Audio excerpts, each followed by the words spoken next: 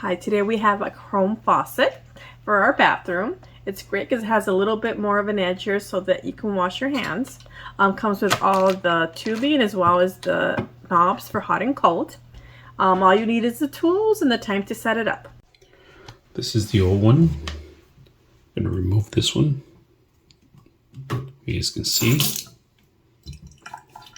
it's corroded already.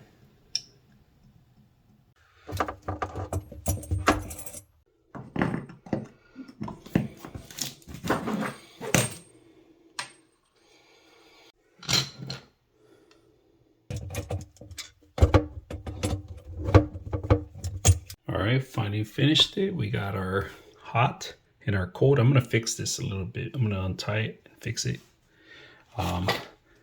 But we got it working here.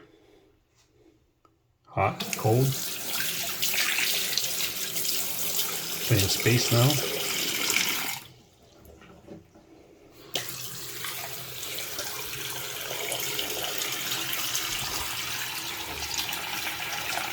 Yeah.